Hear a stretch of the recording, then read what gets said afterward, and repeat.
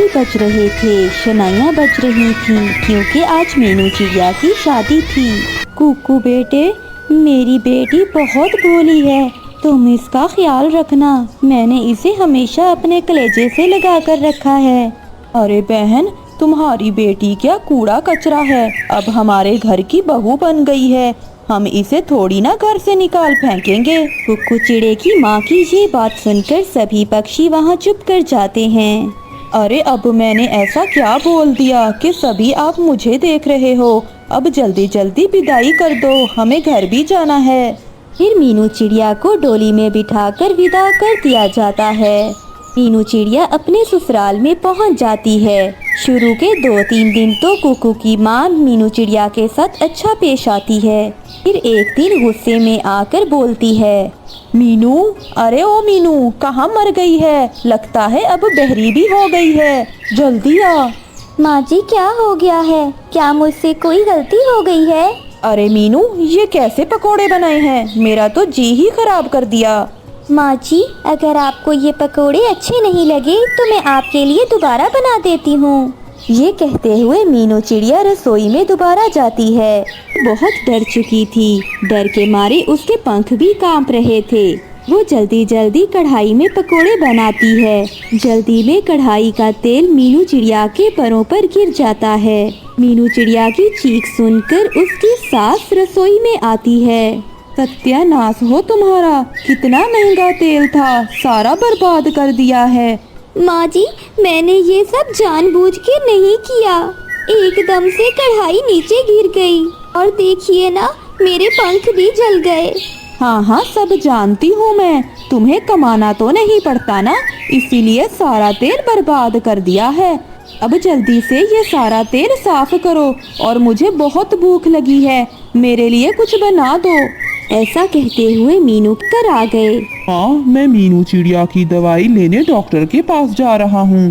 कुकू बेटा, कुछ नहीं हुआ मीनू चिड़िया को, बस काम ना करने के बहाने हैं ये सब। कुकू बेटा, तू क्यों अपना कीमती समय जाया करता है? मम्मा, पर मीनू चिड़िया को तो बहुत बुखार है और खांसी भी, उसे दवाई तो लेकर देनी होगी। ठीक है कुकू बेटे, अगर तुम इतना ही कह रहे हो तो मैं पड़ोस वाली बुलबुल डॉक्टर को ले आती हूँ, वो फीस भी थोड़ी ही लेती है। ऐसा बोलकर कुकू की माँ पड़ोस वाली बुलबुल डॉक्टर को ले आती है। फिर डॉक्टर मीनू चिड़िया का चेकअप करती है। बधाई हो, आपके घर नन्हा मेहमान आने वाला है, लेकिन मीनू बहू बहुत कमजोर है, इसे आराम करने की जरूरत है। हाँ क्यों नहीं बुलबुल, हमारे घर में काम ही क्या है, सिर्फ आराम ही आराम है। ऐसे बोलकर बुलबुल डॉक्टर वहाँ से चली जाती है। थोड़ी ही देर बाद दरवाजे पर दस्तक होती है। मीनू की सास दरवाजा खोलती है। माँ जी, मैं साथ वाले जंगल से आया हूँ। मीनू चिड़िया की माँ की आज मृत्यु हो गई है, आप उसे मेरे साथ भेज दें। हाय हाय, बहुत बुरा हुआ, पर बेटा मीनू चिड़िया तो घर पर नहीं है, वो तो अपने पति के साथ घूमने गई हुई है। देखिए माँ जी, मीनू के अलावा रानू चिड़िया का कोई नहीं है, आप उसे भेज दें, हम उसे बाद में क्या जवाब देंगे, आप उसे भेज दें। मुझे तो तुम कोई पागल पक्षी लगते हो, जब वो यहाँ है ही नहीं तो मैं उसे कैसे भेज दूँ? हवाई जहाज से आने में उसे 3 दिन तो लग ही जाएंगे। अब भाग जाओ यहाँ से। चंदू वहाँ से चुपचाप चला जाता है।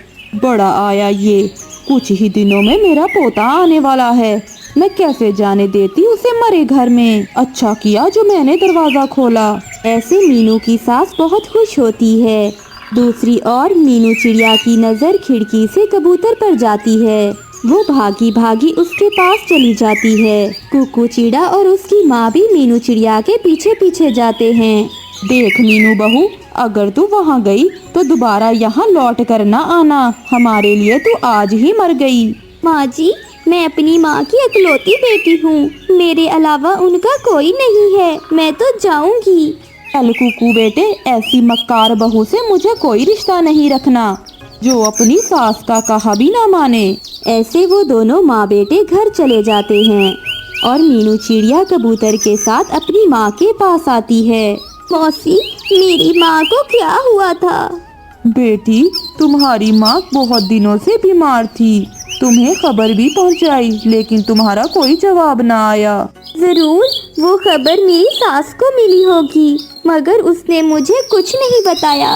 वो बहुत बुरी हैं। अब मैं दोबारा वहाँ नहीं जाऊंगी। मेरी माँ से आखिरी बार भी मुझे मिलने नहीं दिया। फिर मीनू चिड़िया अपने माँ के घर ही रहने लगती है। वहाँ कुछ समय बीत जाता है। वो एक अंडे को जन्म देती है और कुछ ही दिनों में बेटी चिड़िया बाहर आ जाती है। मीनू बेटी, तुम यहाँ कब तक रहोगी? अगर तुम यहाँ और रहोगी तो तुम्हें इस घर का किराया देना ही पड़ेगा। मेरी पत्नी गौरी कवि मुझसे बहुत लड़ती है। कालू भैया, आप फिक्र नहीं करें, मैं आपको किराया दे दिया करूँगी। मेरी सास बहुत बुरी है, वो मुझे और मेरी बेटी को अपने घर में नहीं रखेगी। तो फिर ठीक है मीनू चिड़िया, मुझे किराया समय पे दे दिया करना। अब मुझे कोई काम ढूंढना पड़ेगा। मेरी बेटी भी तो भूखी है, मुझे इसका पेट भी तो भरना होगा। हाँ, मैं पकोड़े का काम करूँगी। अगर मैं अपना काम करूँगी तो मैं अपनी बेटी का भी ध्यान रख सकूँगी। ये सोचकर मीनू चिड़िया पकोड़े का काम शुरू कर देती है। वो अपनी बेटी के साथ ही पकोड़े बेचा करती। ले लो, गर्मा गर्म पकोड़े ले लो। पकोड़े वाली चिड़िया, कैसे हैं पकोड़े? किस चीज के बनाए हुए हैं? तोते भाई, प्याज के पकोड़े हैं, बहुत ही स्वादिष्ट हैं। आप चख कर तो देखें। अच्छा चलो, एक प्लेट प्याज के पकोड़ों की दे दो। फिर मीनू चिड़िया एक प्लेट तोते को दे देती है। तोता पकोड़े खाकर वहाँ से चला जाता है। वो पकोड़ों की तारीफ किए बगैर ही चला जाता है। अरे ऐसे कैसे चल सकता है? तोते को तो मेरे पकोड़े अच्छे नहीं लगे। मम्मा, मैं क्या कहती हूँ, प्याज आलू के पकोड़े तो सभी बनाते हैं। आपको कुछ ऐसा बनाना होगा कि सभी खुद चलकर यहाँ पर आएं। अपनी गुड़िया की ये बात सुनकर मीनू चिड़िया को बात समझ आ जाती है और वो सारी रात सोचती है कि वो किस चीज़ के पकोड़े बनाए। फिर उसे ख्याल आता है, मैं एक बार अपनी माँ के साथ बांस के जंगल में गई थी और माँ ने मुझे बांस के पकोड़े खिलाए थे। हाँ, ये बहुत स्वादिष्ट होते हैं। क्यों ना मैं भी पक्षियों को ऐसे पकोड़े ही बनाकर खिलाऊं। सुबह होते ही मीनू चिड़िया बांस के जंगल में जाती है और ढेर सारे बांस तोड़कर ले आती है और बहुत सारे पकोड़े बना लेती है।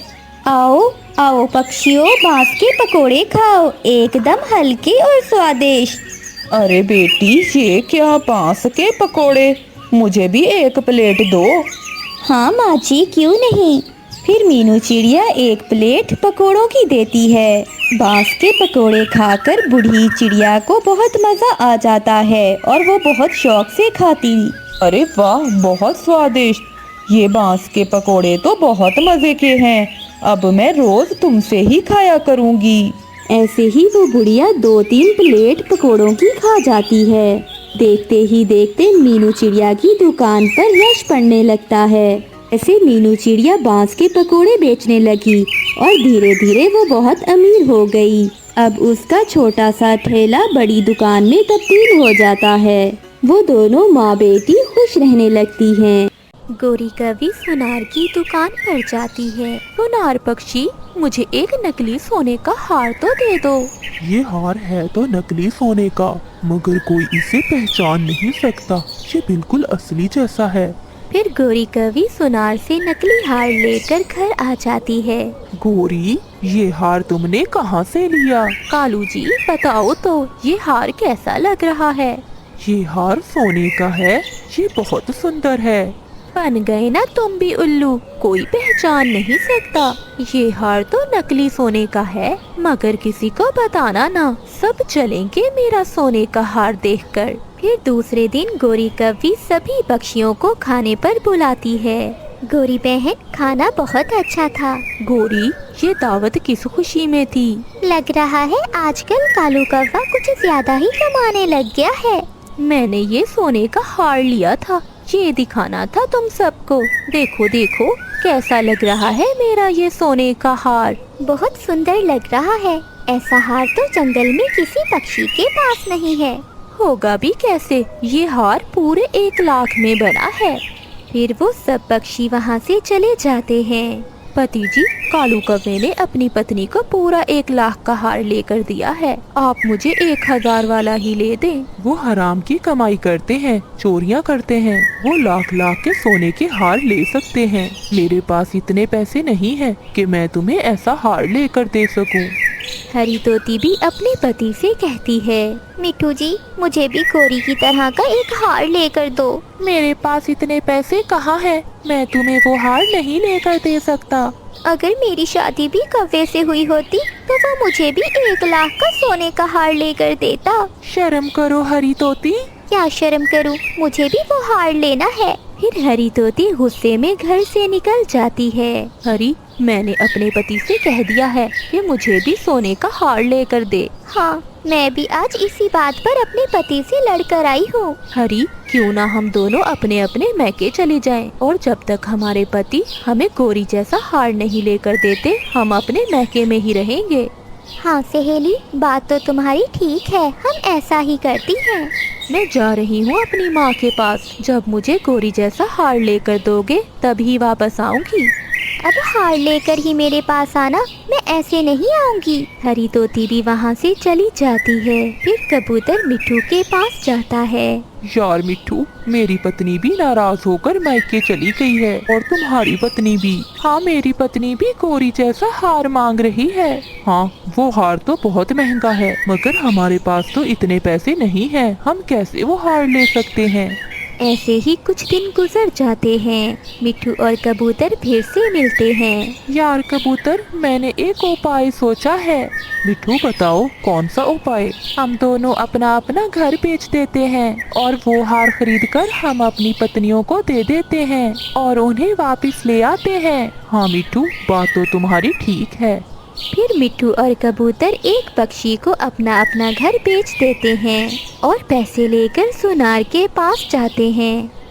हमें 2 सोने के हार दे दे, ऐसे हार जो हमारी पत्नियों को पसंद आ जाएं। ये लो हार, ये हार तुम्हारी पत्नियों को बहुत पसंद आएंगे। कबूतर वो हार लेकर अपनी पत्नी को लेने जाता है और मिट्ठू अपनी को। देखो, मैं हार ले आया हूँ, अब चलो तुम मेरे साथ। सच पति जी, ये हार तो बहुत सुंदर है, आप बहुत अच्छे हो। फिर कबूतर की पत्नी उसके साथ आ जाती है। ये विश्वास था आप मुझे लेने जरूर आएंगे और मेरे लिए हार भी लेकर आएंगे। ये हार तो बहुत सुंदर है मिट्ठू जी। फिर हरी तोती भी अपने पति के साथ वापस आ जाती है। ये क्या? ये तो तिनकों का घोंसला है, हमारा घर कहाँ गया? वो घर बेचकर ही तो मैंने तुम्हारे लिए हार लिया है। ये सुनकर वो अपने पति का मुंह देखती रह जाती है। मगर अब मैं इस घोंसले में कैसे रहूंगी? मैंने तुम्हारी इच्छा पूरी कर दी, तुम्हें हार ले दिया, अब तो इसी घोंसले में गुजारा करना होगा। कबूतरी ने वो हार गले में पहना हुआ था, मगर उसे खुशी ना थी क्योंकि वो तिनकों के घोंसले में बैठी हुई थी।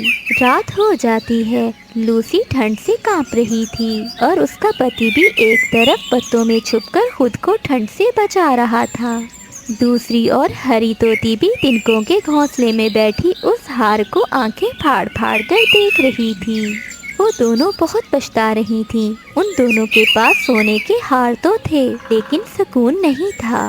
दूसरे दिन गोरी कवि उनसे नदी पर मिलती है। अरे हरी तोती और लूसी, तुम दोनों ने भी सोने के हार ले लिए। ये असली ही है या मेरे हार की तरह नकली ही है? ये सुनकर वो दोनों एक दूसरे का मुंह ही देखती रह जाती हैं। गुड्डू, मेरे जाने के बाद दुश्मन से कैसे छुपना है? घोंसले के नीचे पत्तों में छुप जाना है और जब मम्मा आएगी, मम्मा की परों की आवाज सुनकर बाहर निकल आना है। मुझे सब पता है मम्मा। हाँ, मेरे बेटे गुड्डू को तो सब कुछ पता है। अब मैं भोजन लेने जाऊँ? जाए मम्मा जाए, मैं आपका इंतजार करूँगा। फिर रानू चिड़िया अपने बच्चे को घोंसले में छोड़कर भोजन लेने चली जाती है और उसका बच्चा हर रोज की तरह घोंसले में छुपकर बैठ जाता है। चिड़िया बहन, आज थोड़ा दूर जाना पड़ेगा। मुझे पता चला है हमारे जंगल के बाहर के रास्ते में चनों के दाने घिरे पड़े हैं। हम आज उसी दिशा में जाते हैं। आपको कैसे पता चला तोते भैया? अभी बुलबुल वहाँ से चने के दाने लेकर आई है, किसी ने बताया है मुझे। फिर तो जरूर वहाँ पर चने के दाने होंगे, क्योंकि बुलबुल झूठ नहीं बोलती। फिर रानो चिड़िया और मिट्ठू कबूतर वहाँ से अपना भोजन लेने के लिए उड़ते हैं। हम थोड़ी देर यहाँ रुकेंगे। बहन जी, एक दिशा में आप जाएं और एक दिशा में मैं जाती हूँ। मुझे तो आज भूख भी बहुत लगी है, कहीं से कोई मांस मिल जाए तो। हाँ बहन, मेरा तो आज अंडा पीने को मन है। हाँ, जो मिल जाए वही चलेगा, लेकिन जल्दी वापस यहीं लौट कर आ जाना, हमें अपना सफर भी शुरू करना है। ऐसे सलाह करने के बाद वो दोनों चीलें अपने भोजन को ढूंढने के लिए निकलती हैं। छोटी चील बहन अपना शिकार ढूंढते ढूंढते रानो चिड़िया के घोंसले की तरफ आ जाती है। मौसम तो अंडों से बच्चे निकलने का है, और हाँ, वो देखो, घोंसले के पास टूटा हुआ अंडा भी पड़ा है। तो फिर बच्चा कहाँ है, जाकर देखती हूँ। ऐसा कहते हुए वो चील रानो चिड़िया के घोंसले पर उतरती है।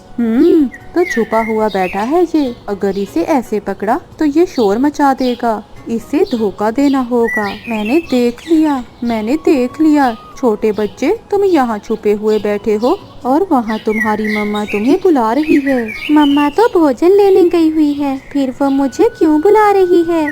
मैं आपकी मम्मा की सहेली हूँ, उन्होंने मुझे भेजा है। आपकी मम्मा आज हमारे घर रहेगी। चलो, अब मैं तुम्हें लेने आई हूँ। आपकी मम्मा इंतजार कर रही होगी। झूठ बोलना अच्छी बात नहीं है। क्या आप झूठ तो नहीं बोल रही? नहीं बेटे, मैंने तो कभी झूठ नहीं बोला। अब जल्दी करो।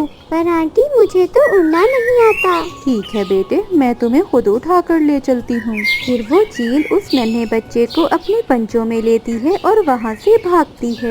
फिर वो चील पहाड़ों पर पहुँच जाती है, जहाँ उसकी बहन पहले आ चुकी थी।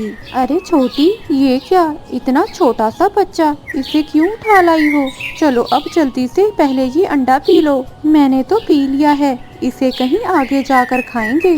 क्या आंटी, आप मुझे खाने वाली हैं? ऐसा ना करें, मैं तो अभी बहुत छोटा हूँ। आप झूठी भी हैं। ये छोड़ो उसे अब बहुत देर हो चुकी है, हमें शाम होने से पहले पहुँचना भी है। मम्मा, वो चीलें झूठी हैं, उन्होंने मुझसे झूठ बोला। वो बच्चा ऐसे रो रहा था और झाड़ियों में छुपा हुआ था। तोते भैया, मेरा बच्चा, मेरा गुड्डू घोंसले में नहीं है। गुड्डू, कहाँ हो तुम मेरे बच्चे? मेरा दिल तो पहले से ही डरा हुआ था। आप कहाँ चले गए हो मेरे बेटे? तोता तो खामोश था, क्योंकि वो जानता था उस नन्हे बच्चे को किसी जालिम ने अपना शिकार बना लिया होगा। मिट्ठू भैया, चलो हम पहाड़ों की तरफ जाते हैं, शायद कोई चील मेरे बच्चे को ना उठा ले गई हो। लेकिन चिड़िया, इन दिनों पहाड़ों पर तो कोई भी चील नहीं रहती। फिर कहाँ चला गया मेरा बच्चा, मेरा गुड्डू? फिर रात भी हो जाती है। चिड़िया बहन, अब तो रात हो चुकी है, चलिए हम कबूतर की तरफ चलते हैं। वो तो आज घर में ही था, शायद उसने किसी को आते हुए देखा हो। फिर रानो और मिट्ठू वहाँ से कबूतर की तरफ जाते हैं। रानो बहन और मिट्ठू, इस वक्त तुम यहाँ, सब खैर तो है ना? कुछ भी ठीक नहीं रहा कबूतर भैया, मेरा गुड्डू घोंसले में नहीं है। कबूतर, मैं और रानो भोजन लेने गए थे, जब वापस लौटे तो गुड्डू घोंसले में नहीं था, उसे कोई उठाकर ले गया। मैं तो सुबह से ही घोंसले में हूँ, मैंने तो किसी को आते जाते नहीं देखा। कबूतर भैया, मुझे पूरा यकीन है मेरा गुड्डू जिंदा है, वो मुझे जरूर मिलेगा। रानो बहन, अब रात का समय है, सुबह होते ही हम गुड्डू की खोज में निकलेंगे। कबूतर भैया, मेरे गुड्डू को कुछ हुआ तो नहीं होगा ना? रानो बहन, आज रात आप यहीं रुकें, सुबह होते ही हम सब खोज में निकलेंगे। गुड्डू बहुत ही छोटा था, पहले तो वो खामोशी से छुपा रहता है, लेकिन रात के अंधेरे में वो बहुत डर जाता है और जोर जोर से रोने लगता है। मम्मा, मम्मा, मैं यहाँ हूँ, कोई मुझे मेरी मम्मा के पास ले जाए। कालू जी, मुझे भूख लगी हुई है। ओरी, आधी रात को मैं तुम्हें क्या ला कर दूं? थोड़ी दूर रहो, कहीं मुझे ना खा जाना। कालू जी, किसी पक्षी के घोंसले में चलते हैं, कुछ ना कुछ तो मिल ही जाएगा खाने के लिए। गोरी, अगर पकड़े गए तो? रात का काला है, हम भाग जाएंगे, रात भी काली और हम भी काले। फिर वो दोनों रात को उठते हैं। कालू जी जाओ, बुलबुल सोई पड़ी है, देखो उसके घोंसले में क्या है। फिर कालू कौवा बुलबुल के घोंसले की तरफ जाता है। मम्मा मम्मा, मुझे बहुत डर लग रहा है। आप कहाँ हैं मेरी मम्मा? ये आवाज़ कैसी है? लगता है कोई पक्षी रो रहा है या कोई छोटा बच्चा। बस ये 2 चने के दाने, अच्छा ना होने से कुछ तो बेहतर है। वो चने के दाने उठाकर वापस लौटता है। गौरी, बस ये 2 चने के दाने ही मिले हैं। ये बच्चे की रोने की आवाज़ कैसी है? हाँ कालू, ये आवाज़ तो मैं भी सुन रही हूँ। चलो चलकर देखते हैं कहाँ से आ रही है ये आवाज़। फिर वो दोनों आवाज़ की दिशा में जाते हैं। कालू जी इधर आइए, इधर। आवाज़ यहाँ से आ रही है। वो देखिए सामने झाड़ियों में मुझे कोई लग रहा है। अरे अरे, ये तो चिड़िया का बच्चा है। ये यहाँ कैसे पहुँच गया? मुझे चील आंटी झूठ बोल कर ले आई थी। मुझे चोट भी लगी है। मुझे मेरी मम्मा के पास छोड़ आए। गौरी, वो चिड़िया तो बहुत रो रही होगी। चलो इसको इसकी माँ के पास ले चलते हैं। फिर गौरी गुड्डू को उठा लेती है और चिड़िया की दिशा में चली जाते हैं। कबूतर का घर रास्ते में था। गौरी, वो देखो रानू चिड़िया भी यही है। अपने बच्चे को देखकर वो बहुत खुश होगी। रोते रोते रानू चिड़िया की आंख लग गई थी। वो रोते हुए अपने सपने में भी अपने बेटे को पुकार रही थी। चिड़िया बहन उठे तो जरा देखें। चिड़िया और कबूतर उठ जाते हैं।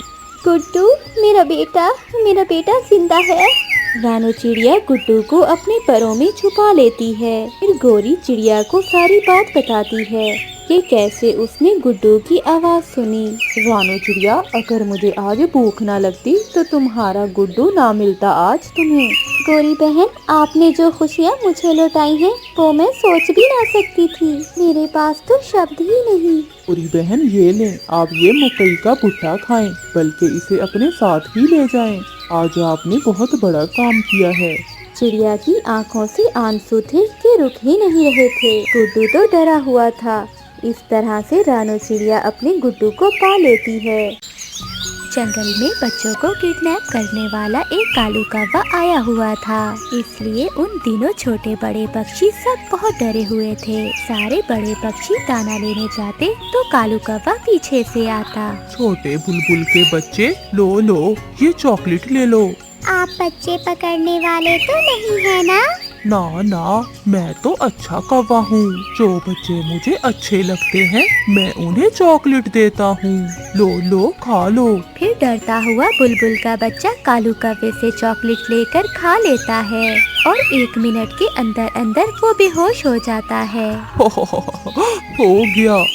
गया काम। इधर उधर देखकर कालू कौवा बच्चे को उठाकर अपने थैले में डाल लेता है और जल्दी से भाग जाता है। शाम हो जाती है। बुलबुल जब भोजन ढूंढकर शाम को घर वापस आती है तो अपने बच्चे को घोंसले में ना देखकर रोने लगती है। मेरा बच्चा, मेरे बच्चे को उस जालिम ने किडनैप कर लिया है। कोई मेरी मदद करे, मेरा बच्चा।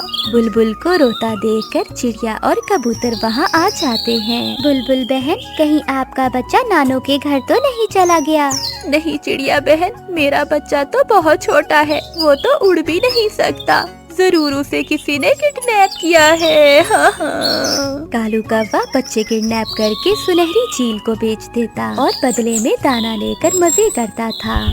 दूसरी सुबह सब पक्षी परेशान थे। कोई भी अभी तक दाना लेने नहीं गया था। रानू चिड़िया कबूतर और तोते से कहती है, कबूतर और मिठू भैया, हम सब अपने बच्चे एक ही घर में छोड़ जाते हैं। ऐसे हम आराम से दाना ढूंढ सकेंगे। हाँ, बच्चों से कहेंगे कि अंदर से कुंडी लगा ले। चिड़िया, तुम्हारा घर सुरक्षित भी है और मजबूत भी। हम अपने बच्चे तुम्हारे घर ही ले आते हैं। फिर मिठू तोता और कबूतर अपने अपने बच्चे रानू चिड़िया के घर ले आते हैं। मम्मा, अगर वो कौवा आया तो हम दरवाजा नहीं खोलेंगे। ऐसा ही करना है ना? हाँ बच्चों, आपने उसकी किसी भी आवाज का जवाब नहीं देना है। अगर वो चॉकलेट देने का कहे तो फिर भी दरवाजा नहीं खोलना। सुना है वो कौवा चॉकलेट का लालच देकर बच्चों को किडनैप करता है। फिर वो तीनों दाना लेने के लिए घर से निकलते हैं। वहीं पेड़ के पीछे छुपा हुआ कौवा सब कुछ देख रहा था। वो अपना बच्चे डालने वाला थैला लेकर आता है और सीधा रानू चिड़िया के घर की तरफ जाता है। टी ट्री, मेरे पास गाड़ी है, अगर किसी को लेनी है तो ले ले। किकी और मिठू दोस्त, ये वही कौवा होगा। मगर गुड्डू, बच्चे किडनैप करने वाला अंकल तो चॉकलेट का लालच देता है, पर इसके पास तो गाड़ी है, खिलौना गाड़ी। नहीं नहीं, जो भी है हम दरवाजा नहीं खोलेंगे। चॉकलेट, चॉकलेट भी है मेरे पास। चॉकलेट का सुनकर तो सभी बच्चे डर जाते हैं। ये वही कौवा है, देखो देखो, वो चॉकलेट का लालच भी दे रहा है। फिर वो सब घर के अंदर ही छुप जाते हैं। लगता है इन्होंने मुझे पहचान लिया है, अब इन्हें कोई और लालच देना होगा। कॉटन कैंडी ले लो, फ्री में कॉटन कैंडी रंग बिरंगी, गुलाबी सफेद और लाल लाल। Cotton candy. ये बच्चे किडनैप करने वाला अंकल नहीं है, क्योंकि इसके पास तो कॉटन कैंडी है। चुप कर जाओ, ये वही है। मुझे कॉटन कैंडी खानी है, वो फ्री में दे रहा है। ऐसा कहते हुए छोटा मिठू जल्दी से दरवाजा खोल देता है। कालू कौवा जल्दी से घर की और कोई है जिसे कॉटन कैंडी लेनी है? बाहर आओ, लगता है और कोई भी नहीं है। फिर कालू कौवा अपना थैला उठाता है और जल्दी से वहाँ से भाग जाता है। जब कौवा थोड़ी दूर जाता है तो गुड्डू जल्दी से बाहर निकलता है और अपनी मम्मा की तरफ भागता है। वो ये जानता था कि उसकी मम्मा हर रोज दाना लेने कहाँ जाती है। मम्मा, वो कौवा ले गया। वो छोटे मिठू और किकी को अपने थैले में डालकर ले गया है। चलो मिठू और कबूतर, जल्दी करो, वो अभी ज्यादा दूर नहीं गया होगा। मेरा बच्चा। वो तीनों आगे के रास्ते से होते हुए कालू कौवे को रोक लेते हैं और फिर गुड्डू भी उनके पीछे पीछे आ जाता है। अरे क्या हुआ? मैं तो कचरा उठाने वाला पक्षी हूँ। मम्मा, ये वही कौवा है जिसने मिठू और किकी को किडनैप किया है। जल्दी करो, अपना थैला खाली करो, वरना हम तुम्हें बहुत मारेंगे। फिर वो तीनों मिलकर कालू कौवे से थैला छीन लेते हैं और अपने बच्चों को थैले से बाहर निकाल लेते हैं। इसे पुलिस के हवाले करना होगा, फिर ही जंगल में शांति होगी। गुड्डू ने दिमाग से काम लेते हुए अपने दोस्तों की जान बचाई और छोटे मिठू की लालच ने उन्हें खतरे में डाल दिया। कभी मीठे फल तो कभी चावल का दाना और कभी कोई चीज। कालू कौवा तो हर समय कुछ न कुछ खाता रहता था। वो एक नंबर का पेटू था, खाने के सिवा उसे कोई काम ना था। थक गया हूँ, अब तो थोड़ा आराम करना होगा। ऐसा सोचकर कालू कौवा एक पेड़ की शाख पर बैठ जाता है। उसी पेड़ पर तोता भी बैठा हुआ था। कालू कौवे, थोड़ा कम खा लिया करो, पेट देखा है अपना, इतने बड़े तुम खुद नहीं हो जितना बड़ा तुम्हारा पेट होता जा रहा है।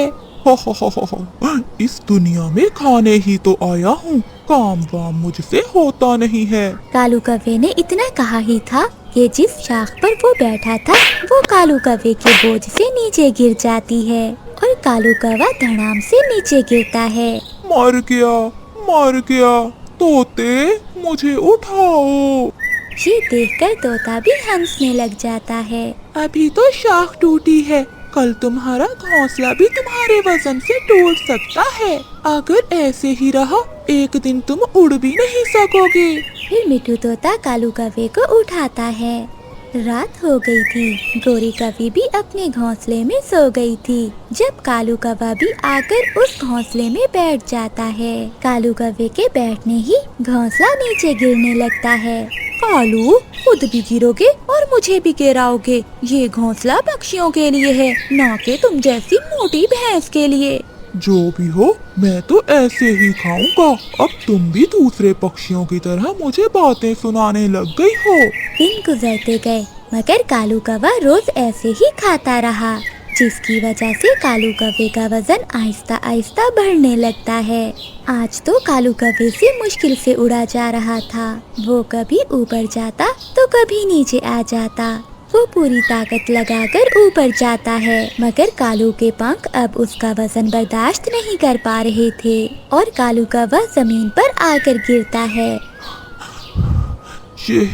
ये मुझसे उड़ा क्यों नहीं जा रहा? ऐसा क्यों हो रहा है मेरे साथ? वो वहीं जमीन पर बैठकर कुछ गिरे हुए दाने खाने लगता है। जब शाम तक कालू कौवा घर नहीं जाता तो गोरी कौवी को अपने पति की चिंता सताने लगती है और वो उसे ढूंढने निकलती है। कालू, मैं घोंसले में परेशान हूँ और तुम यहाँ बैठे दाना खाई जा रहे हो।